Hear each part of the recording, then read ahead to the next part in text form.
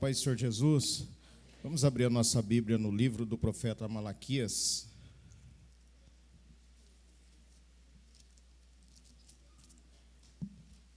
No capítulo de número 1. Livro do profeta Malaquias, capítulo de número 1.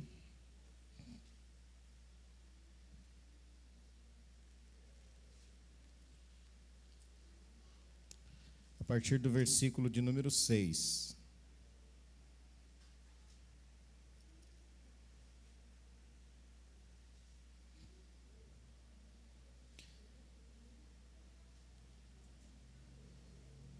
A Bíblia diz assim que nós temos que ser simples como as pombas e prudente como as serpentes, né? Às vezes essas coisas funcionam, às vezes não. Mas ele não me pegou, não. Porque eu mandei para o e-mail, aí ficou no celular. Então, Deus é bom o tempo todo, né, irmãos? Amém? Então serve para nós aprendermos que às vezes as coisas vão funcionar, às vezes não vão. Malaquias capítulo de número 1, a partir do versículo de número 6, diz assim, ó: o filho honrará o pai e o servo ao seu senhor. E se eu sou o pai, onde está a minha honra?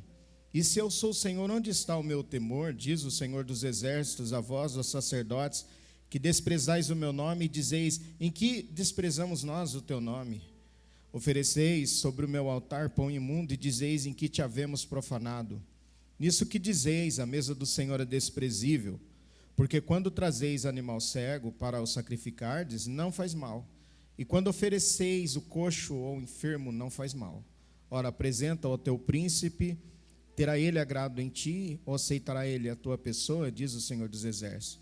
Agora, pois, suplicai o favor de Deus, e ele terá piedade de nós. Isto veio da vossa mão, aceitará ele a vossa pessoa, diz o Senhor dos exércitos. Pode sentar, irmãos. Eu não sei se tem alguém aí na igreja que tenha aquela Bíblia na tradução viva. Eu perguntei para o Ronan, mas ele não tem, né, aqui para a gente projetar ela, né? Mas se alguém tiver aí no celular a tradução viva e puder abrir no livro do profeta Malaquias e me emprestar, eu vou agradecer, porque eu gostaria muito de fazer a leitura desses versículos aqui nessa tradução, porque ela vai mostrar bastante assim o quão grave e séria era a coisa, quando Deus ele fala a respeito da necessidade deles estarem prestando atenção no culto, né, deles estarem buscando a Deus. E nessa tradução viva, ela vai ser muito mais, essa tradução viva, ela vai ser muito mais clara para nós. A gente vai entender o porquê que a gente vem falando que há um cinismo por parte de Israel em perguntar para Deus por como que Deus os amava, de que forma, qual era a expressão que Deus, ou a prova que Deus poderia dar a eles de que os amava. É como se Israel já era, achou? Presta para mim, Alex, por favor. Isso, a tradução, essa é essa de baixo, né? Tá. É isso mesmo, ó.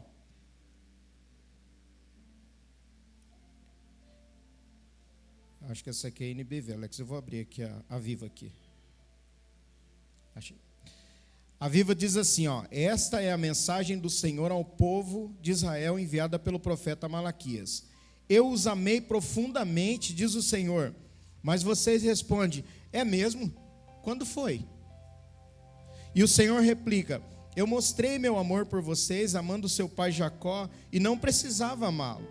Cheguei até a rejeitar o irmão de Jacó, Esaú, destruí as montanhas do seu reino, e dei aquelas terras aos chacais do deserto. Se os descendentes de Esaú disserem: vamos reconstruir as ruínas, o Senhor do universo dirá: podem tentar, mas eu destruirei tudo outra vez, porque o país de Esaú será chamado a terra de maldade, e o povo será chamado aqueles a quem Deus nunca perdoa. No versículo 5 diz assim: ó povo de Israel, levantem os olhos e vejam o que Deus está fazendo em todo o mundo. Assim todos dirão: é verdade, o grande poder de Deus vai muito além das nossas fronteiras. Versículo de número 6, que nós acabamos de fazer a leitura aqui, nessa tradução que eu utilizei aqui para o nosso pensamento. O versículo 6, nessa tradução, diz assim, ó: o filho respeita o seu pai. Acompanha aí que você vai ver como vai encaixar. O filho respeita seu pai. O escravo respeita seu senhor. Sacerdotes, eu sou o seu pai e senhor. Mas apesar disso, vocês não me respeitam. Pelo contrário, desprezam o meu nome. Quem? Nós, vocês perguntam. Quando foi que desprezamos o teu nome?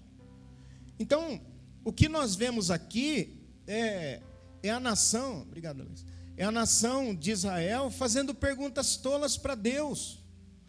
São perguntas que é como se eles já tinham uma caminhada com Deus, mas é como se o seu filho hoje, sei lá, com 18 anos, olhasse para você e falasse assim: me dá uma prova de que eu te amo, de que o Senhor me ama.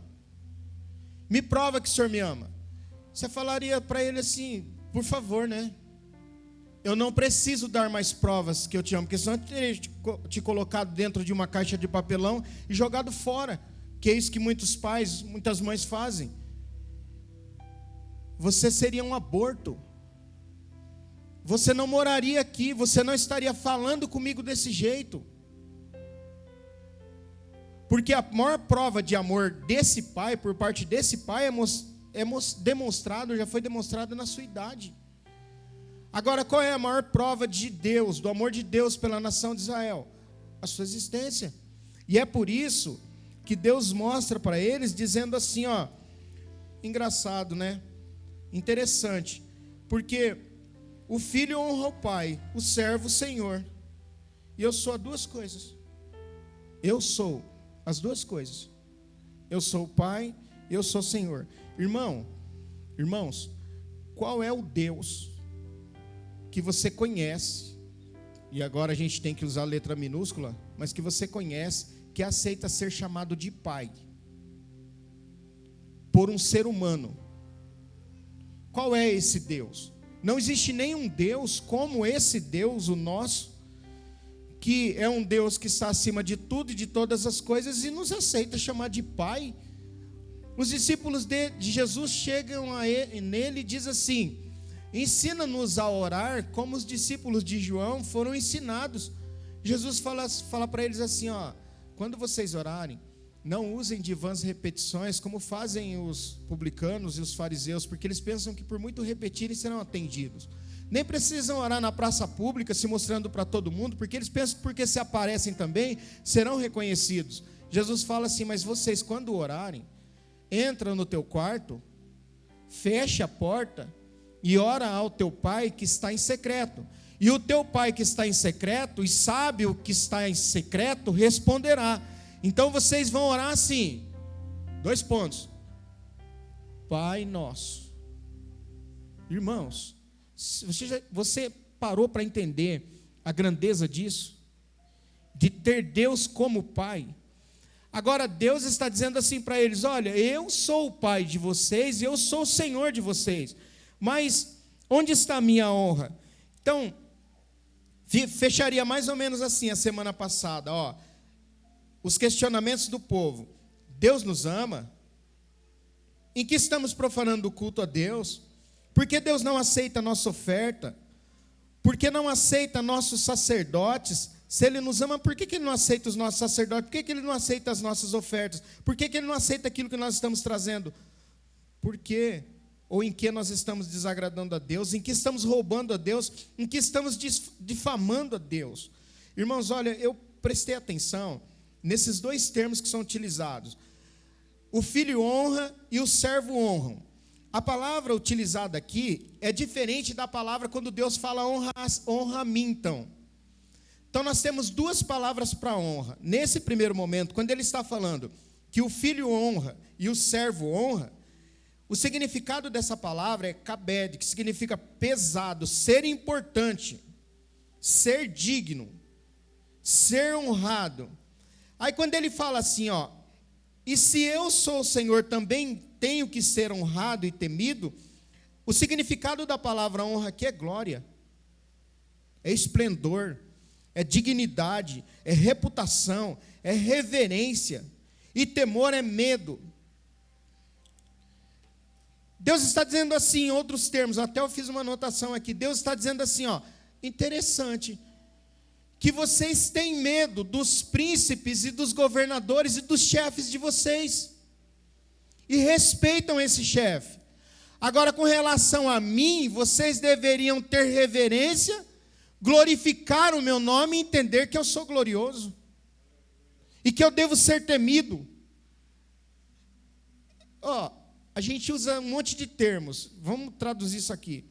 O meritíssimo, o excelentíssimo, o soberano, o reverendíssimo. Termos que são utilizados para homens e que denotam o respeito, ou demonstram o respeito que nós temos pelos homens. Você respeita seu chefe, ou a gente tenta respeitar. Na pior das hipóteses, nós acabamos respeitando, mesmo se for calando um cala-boca. A gente acaba respeitando, seja por uma posição superior, seja por uma posição dentro do militarismo, mas a gente acaba respeitando. Acabamos fazendo aquilo que foi nos ordenado a fazer, no final das contas. Você respeita o seu chefe lá no seu trabalho. Quando ele aparece, alguns fingem que está trabalhando. Uns que gostam de enrolar. Primeiro na empresa, eu trabalhei em empresa também, tinha gente que gostava de cozinhar galo. Cozinhar galo sabe, que demora a cozinhar galo. Ele é duro, é uma carne dura, você tem que deixar. Eu nunca comi galo, mas diz que tem que deixar muito tempo cozinhando.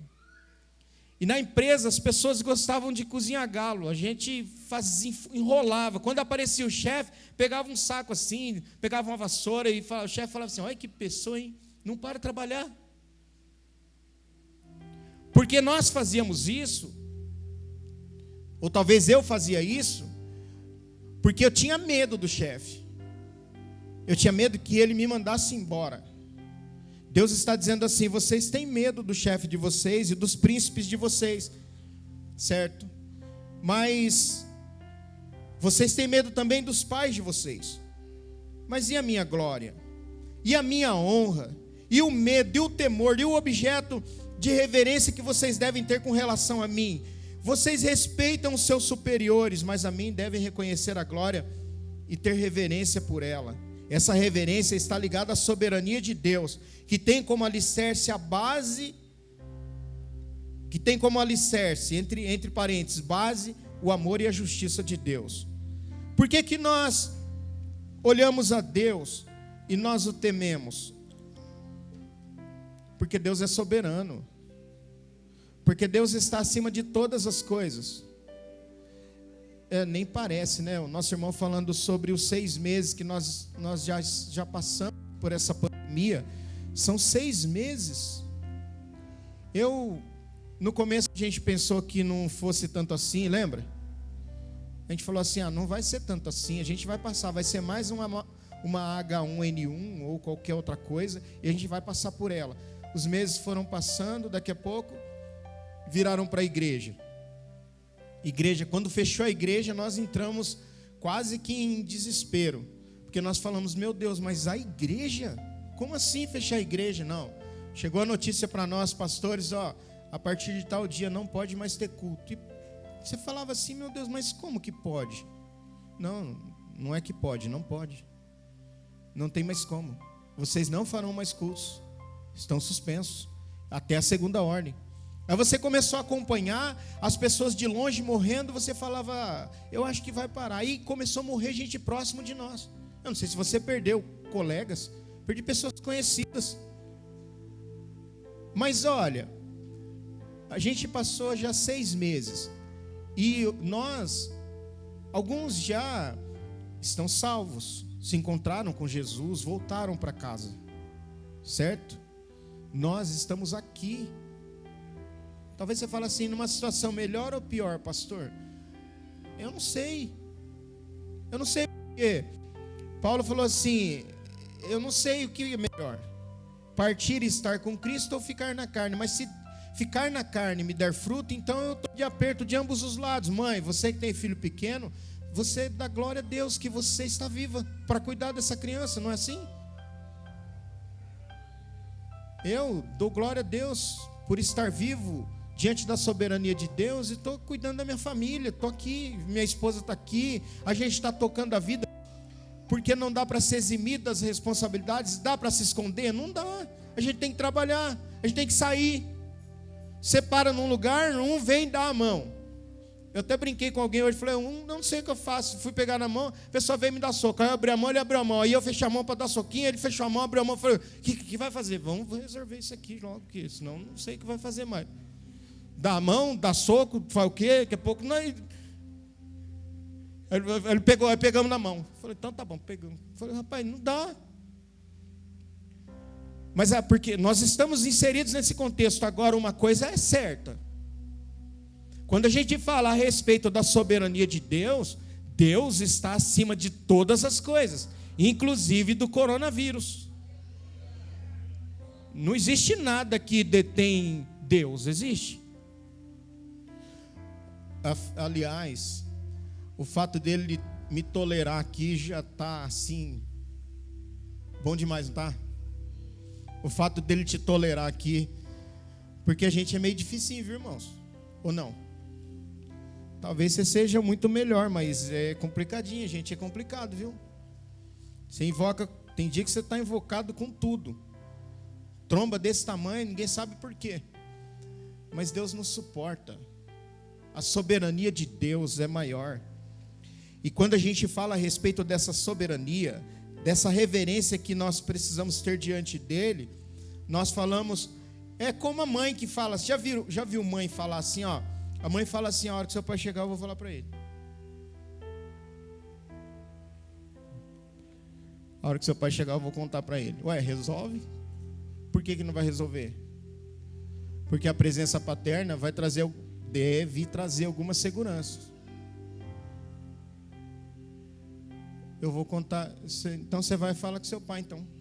Todas as casas que tem o pai e a mãe, tem mãe que faz os dois papéis, é lógico, e essas merece um prêmio.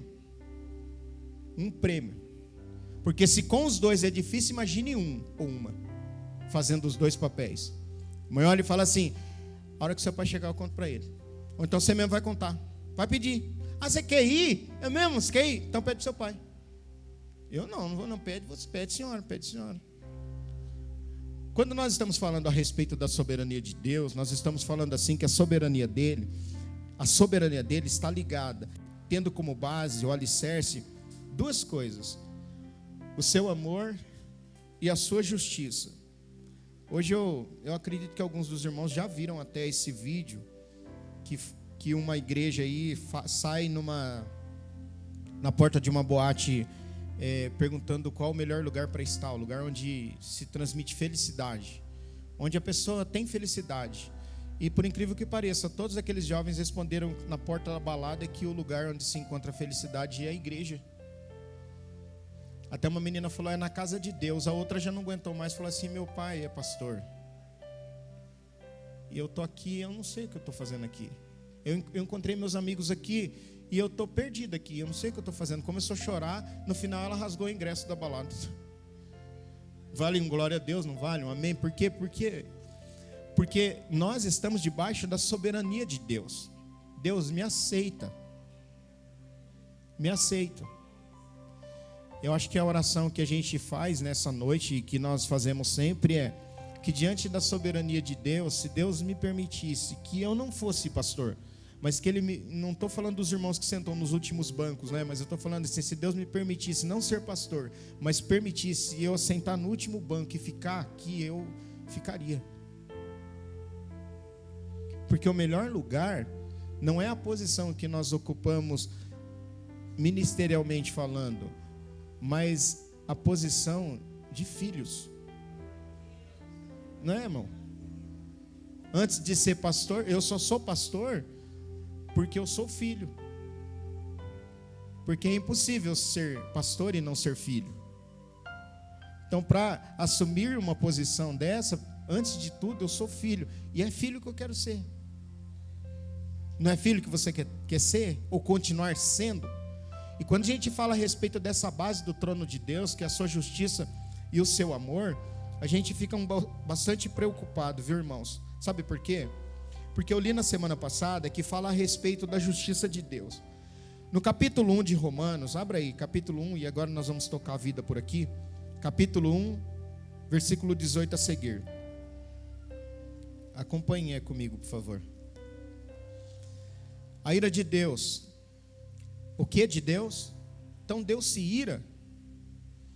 Eu não quis compartilhar, mas eu vou comentar aqui, mas não quis compartilhar porque alguém me marcou, uma pessoa, eu conheço eles, e aí eu não quis compartilhar, porque hoje no Face é tão complicado, você coloca uma coisa, a pessoa já entra embaixo de sola, nem sabe por que você colocou, já quer dar palpite também, né? Não tá assim? Você já postou um negócio lá no seu Face, é seu. Problema seu, de sua conta, você posta o que você quiser, e a responsabilidade é sua. Entra uma pessoa que é nada a ver, nem sei porque que ela está lá, de alegre, e comenta, dá vontade de falar assim, dá licença, o Face é meu. Eu postei porque eu quis, ué. Aí você fica meio assim, então eu acabei não postando. E tem uma pessoa que ele está numa reunião e um judeu, um rabino está falando, e ele fala a respeito por que Deus permite algumas coisas, ou por que Deus permitiu o holocausto. Se você depois procurá-lo, você vai ver e vai assistir inteiro. E ele explica o porquê de Deus ter permitido o holocausto. E ele fala a respeito da grandeza do amor de Deus. E ele compara esse amor com a eletricidade. Olha aqui, a mesma eletricidade que está fazendo esse ventinho gostoso aqui em mim, a mesma eletricidade que está produzindo esse vento em nós, é a mesma eletricidade que, se você colocar o dedo na tomada, te mata. Agora, qual que é o diferencial? O diferencial é obedecer às regras dessa eletricidade. Qual que é o diferencial diante de Deus? É obedecer às regras colocadas pelo seu amor. O amor tem regras? Verdade. Amar então tem regras? Claro que tem regras. Um filho longe da sua casa, longe de debaixo das suas asas, ele está seguro por você? Não.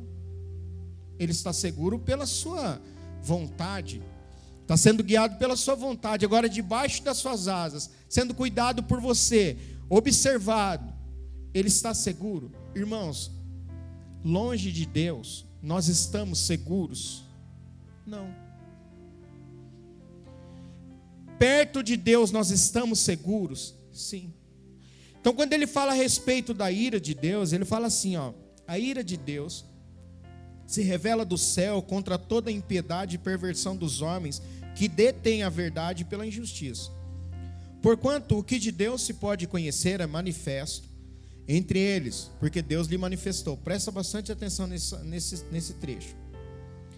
Porque os atributos invisíveis de Deus, assim o seu eterno poder, como também a sua própria divindade, claramente se reconhecem desde o princípio do mundo, sendo percebidos por meio das coisas que foram criadas. Tais homens são, por isso, indesculpáveis. Porquanto, tendo conhecimento de Deus, não glorificaram como Deus, nem lhe deram graças, antes se tornaram nulos em seus próprios raciocínios, obscurecendo-se-lhes o coração insensato. Inculcando-se por sábio, tornaram-se loucos. E mudaram a glória do Deus incorruptível em semelhança da imagem do homem corruptível, bem como das aves, quadrúpedes e répteis. Versículo 24. Por isso Deus entregou tais homens à imundícia, pelas concupiscências de seu próprio coração, para desonrarem o seu corpo entre si. Pois eles mudaram a verdade de Deus em mentira, adorando e servindo a criatura em lugar do Criador, o qual é bendito eternamente. Amém. Versículo 26, de novo. Por causa disso os entregou Deus às paixões infames, porque até as mulheres mudaram o modo natural de suas relações íntimas por outro contrário à natureza. Semelhantemente, os homens também, deixando o contato natural da mulher, se inflamaram mutuamente em sua sensualidade, cometendo torpeza, homem com homens, e recebendo em si mesmos a merecida punição de seu erro. Versículo 28. E por haverem desprezado o conhecimento de Deus, o próprio Deus os entregou a uma disposição mental reprovável, para praticarem coisas inconvenientes, cheios de toda injustiça, malícia, avareza e maldade, possuídos de inveja, homicídios, contenda, dolo e malignidade, sendo difamadores, caluniadores, aborrecedores de Deus, insolentes, soberbos, presunçosos, inventores de males, desobedientes aos pais, insensatos, pérfidos, sem afeição natural e sem misericórdia. Versículo 32 para encerrar. Ora, conhecendo eles a sentença de Deus, de que são passíveis de morte os que tais coisas praticam, não somente as fazem, mas também aprovam os que assim procedem. Deus, por 3 vezes aqui, através do apóstolo Paulo, ele fala a respeito de uma disposição mental daqueles que se colocam contra Deus. E por essas pessoas terem uma disposição mental de se colocarem contra Deus, nós estamos fazendo um paralelo, porque a nação de Israel, após o livro de Malaquias, fica num período chamado, na maioria das literaturas, como período intertestamentário, ou mais conhecido por nós como o silêncio de Deus. Deus, a partir do livro do profeta Malaquias, não se pronuncia mais da maneira que ele se pronunciava com os profetas. Hoje nós sabemos que a gente até chama o outro de profeta, mas nós temos aqui o dom da profecia, que é dado através da ministração da palavra. Hoje a profecia é a palavra. Não sei se você vai me entender muito bem isso aqui, e se vai às vezes criar casos comigo, mas eu não tenho problema, porque a profecia é a palavra. A Bíblia é a profecia, ela é inerrante ou inerrável, não tem erro. É como aquela frase: lendo a Bíblia eu encontrei muitos erros, todos eles em mim. A Bíblia não contém erros, ela é a profecia segura. As demais são acessórios, que podem acontecer desde que... eu ouvi, acho que foi o presbítero Mon Carlos na escola bíblica falando a respeito do porquê da profecia. Ela edifica, é para edificação, é para consolação, ela é para exortação. E a partir do momento em que Deus se cala e envia essa mensagem, aliás, não envia mais mensagem, né? Agora a mensagem, vamos falar assim, é o silêncio de Deus. Deus se silencia por conta deles terem uma disposição mental para pecar, para errar. E por 3 vezes aqui, no livro de Romanos, agora para nós, versículo 24, Deus os entregou. Versículo 26, os entregou Deus. Versículo 28, Deus os entregou. E aí, irmãos, eu fiquei procurando assim o significado da palavra entregar aqui no sentido original. Entregar é assim, ó. O significado é entregar nas mãos de outro, transferir para a esfera de poder ou uso de outro, entregar alguém para outro, sob a custódia, julgamento ou condenação, para ser punido, açoitado, atormentado e entregue à morte. Então quer dizer que por eles não terem mais desejo de conhecer a Deus, e aqui é no Novo Testamento, viu? É a nova aliança. Deus está dizendo assim, que Deus os entregou. Irmãos, eu não vou citar um exemplo aqui na nossa cidade, mas assim, não posso ser muito específico, mas tem um caso de uma pessoa, uma mulher na nossa cidade, que ela é entregue ao inimigo. Você olha, parece que ela vai perdendo, a pessoa vai perdendo o semblante de ser humano.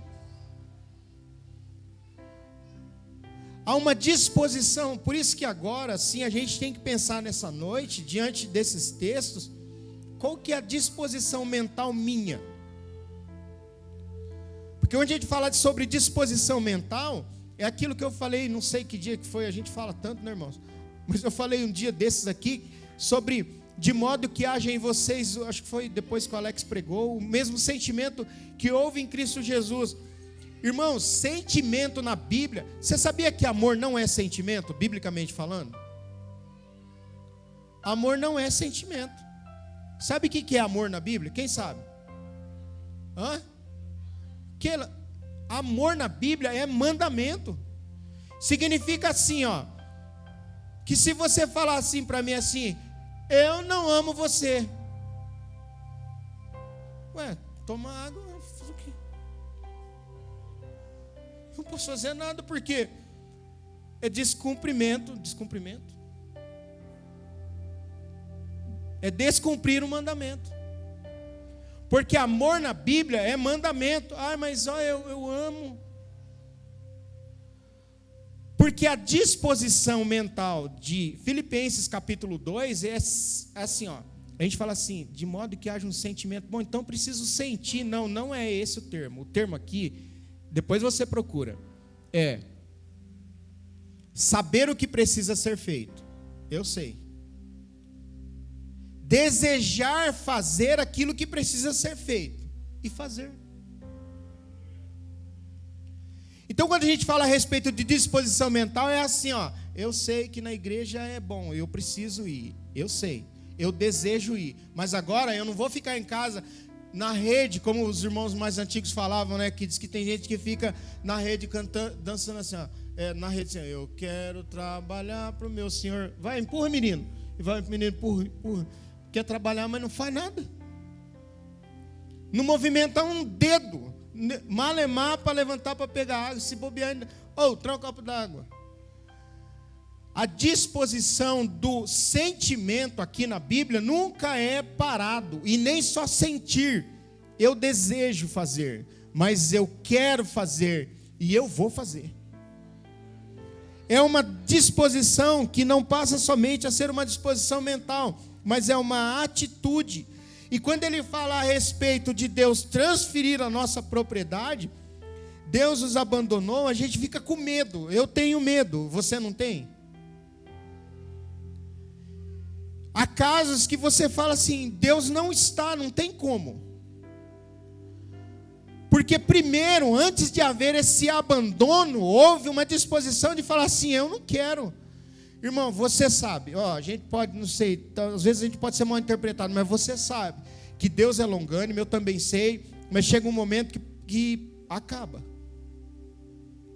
Quantas pessoas que você conhece, a gente vai passando uns tempinhos na igreja, a gente vai vendo bastante coisinha, não vai?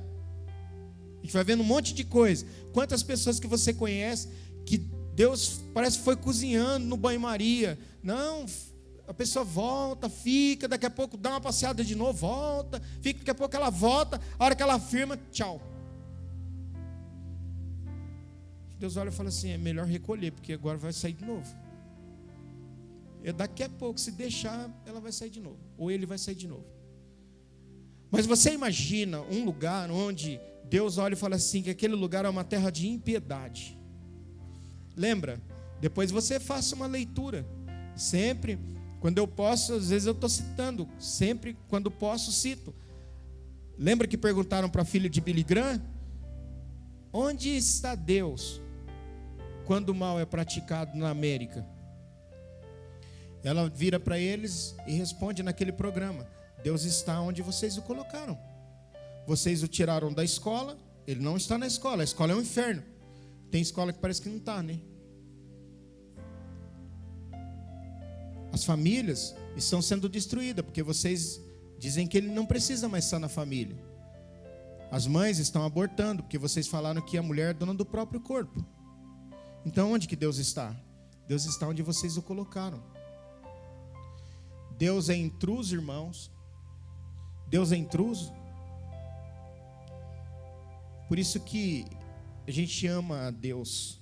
Sabe por quê? Porque o Espírito Santo não é intruso. Ele respeita nas suas... Ele precisava respeitar? Irmão, acho que não vai ter problema de eu falar isso. Se Deus falasse assim para você, assim, te dou superpoderes e agora você vai ser igual a mim por 5 minutos, o que você faria? O que você faria?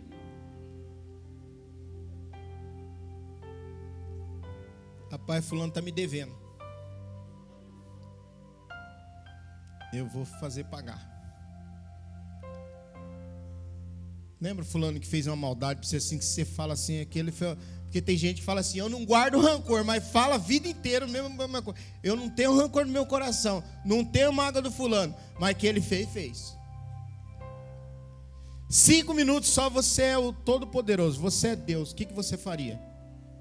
Aí você viria na igreja e você vê uma pessoa assim que vem e volta, vai e volta, vai e volta, ou não firma, ou fica blasfemando, fica falando as coisas. Você fala, você fazia o quê? Aí Deus te daria o poder de você fazer o que você quisesse. Você é Deus.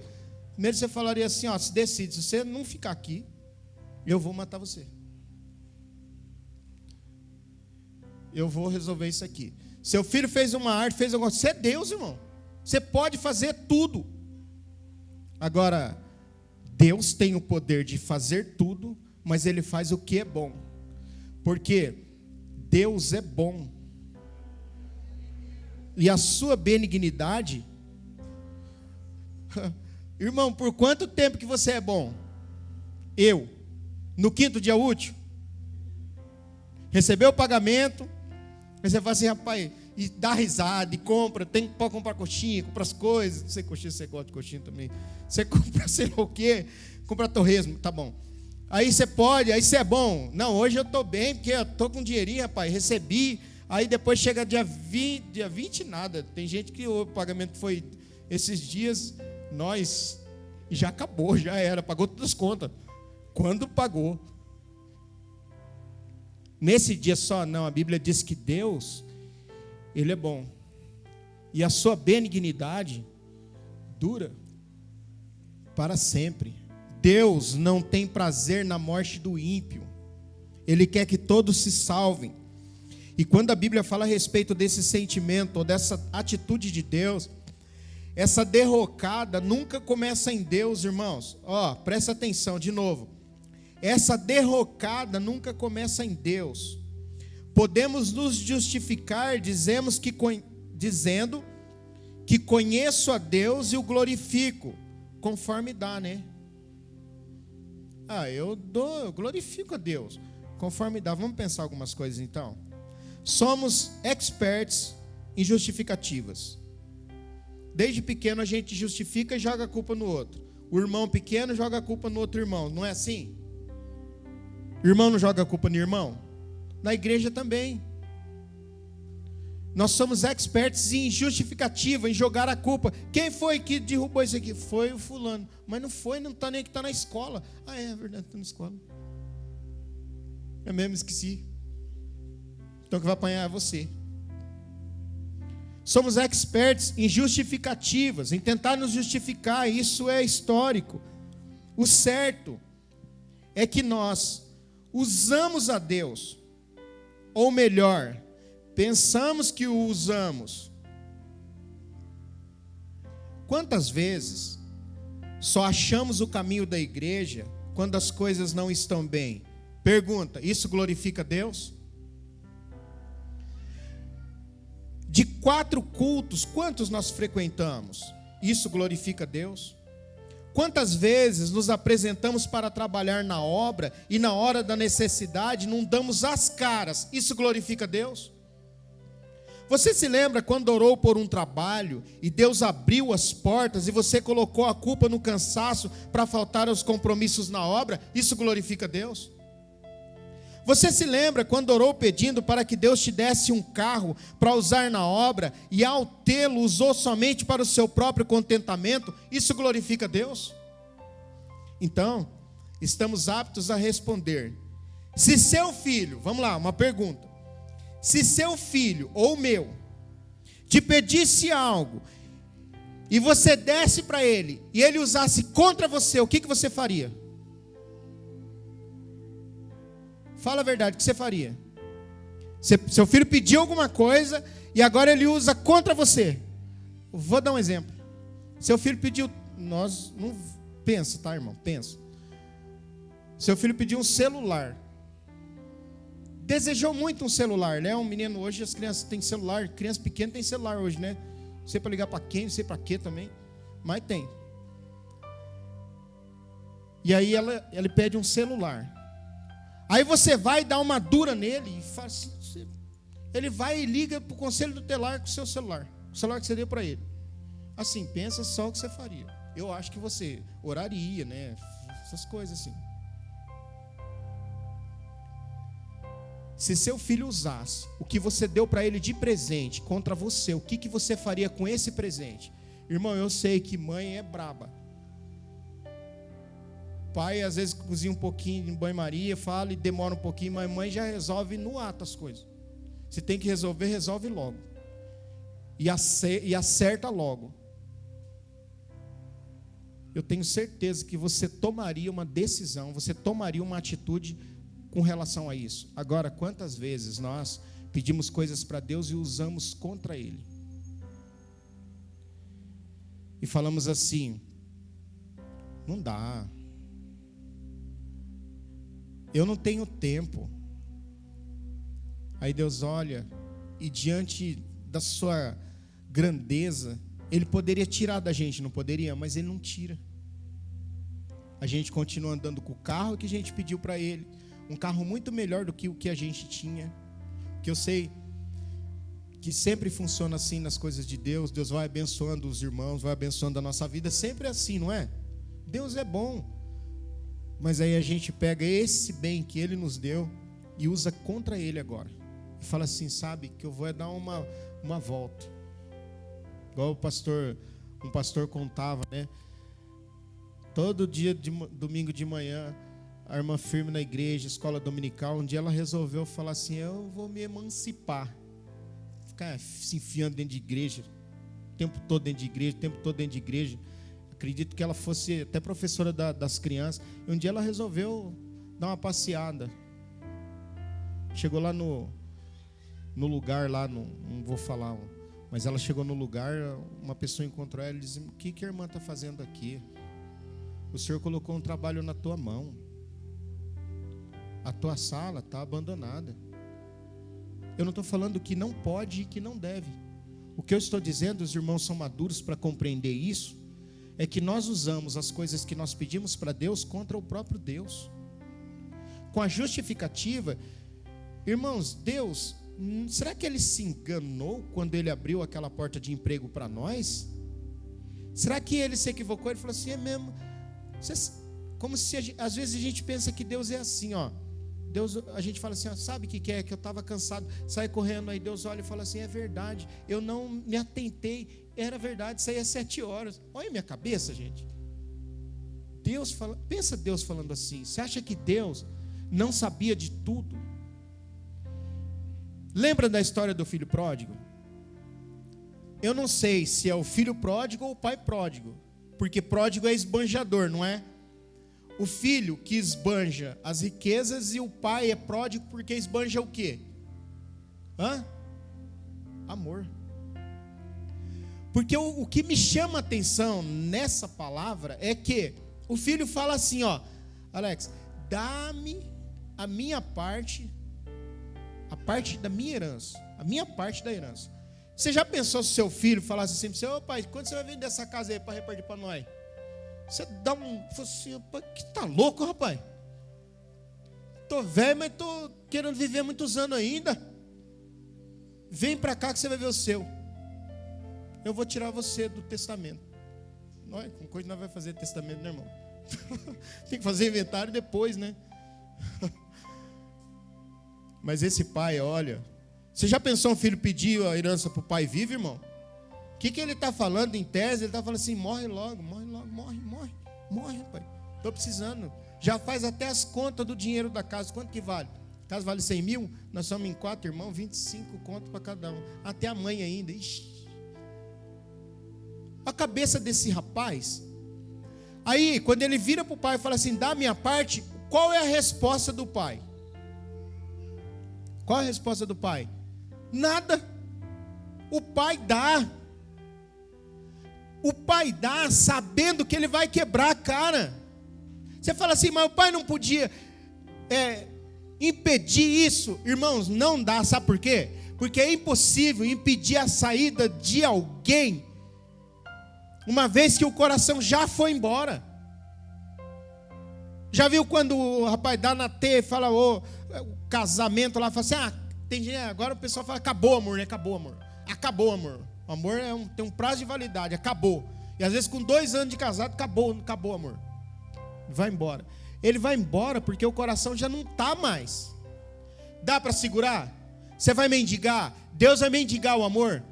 Deus vai mendigar, esse pai vai mendigar o amor, falar assim: não, filho, fica, até faz, mas uma hora vai embora, não tem jeito, vai embora. E quando esse pai dá essa liberdade, é a liberdade que ele dá para mim e para você. Pode ser que numas voltas dessa não consiga voltar, né? Nesses rolês da vida, pode ser que não consiga voltar. Porque é o afastamento de Deus, o afastamento do Pai que nos torna presas fáceis. E aí a gente vê o seguinte, que Deus, Ele não é igual a mim. Ele não é.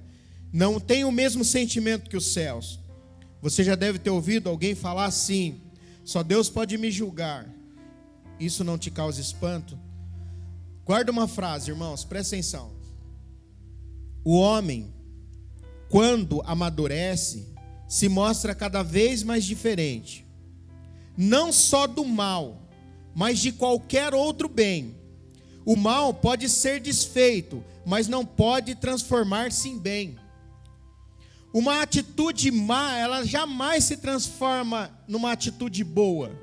Só Deus pode fazer com que alguma coisa totalmente má se transforme em algo totalmente bom. Você não entendeu. Sabe por que nós não entendemos? Porque nós pensamos que nós somos bons.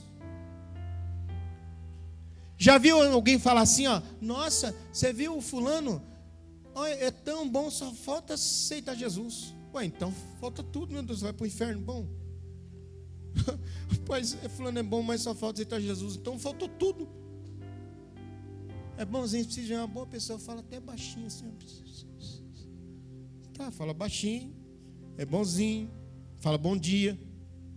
Falta cumprimentar, só cumprimentar. Até cumprimento com a paz do Senhor, porque agora tem, né? Mas só falta aceitar Jesus. Irmãos, faltou tudo.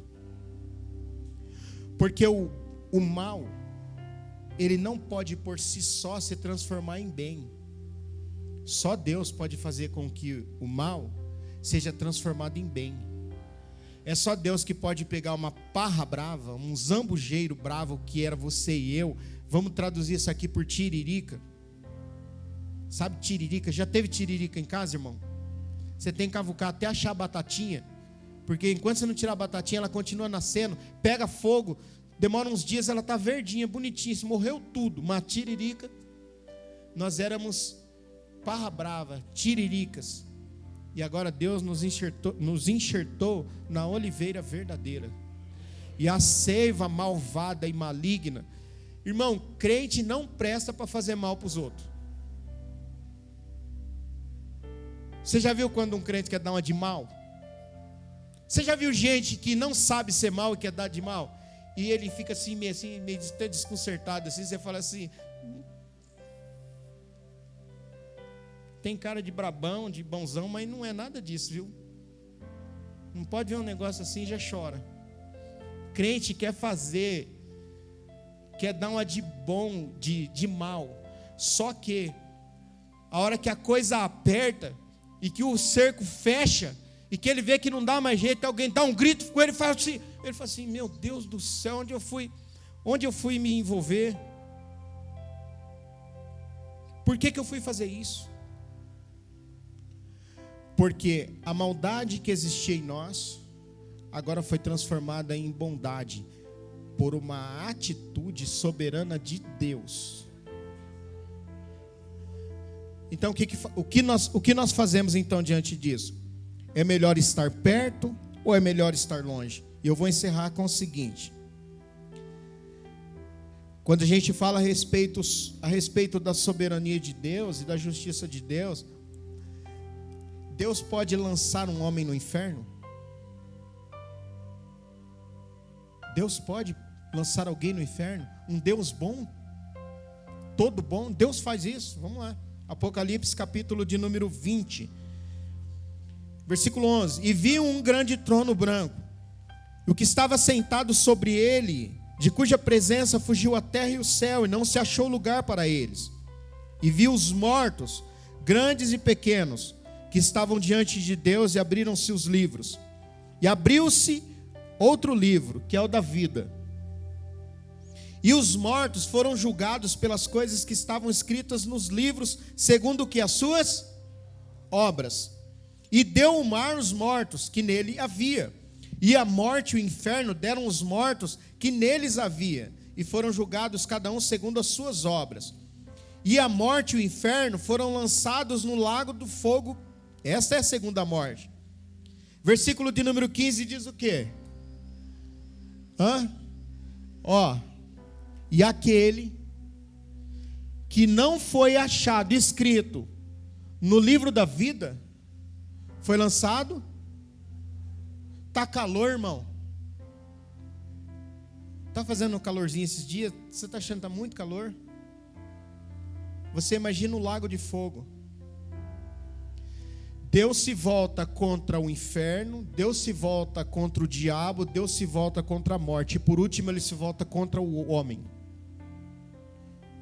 Entenderam? Deus julga o diabo, Deus julga a morte, Deus julga o inferno. E agora ele parte para cima do homem e diz: agora é você. Pesquise aí.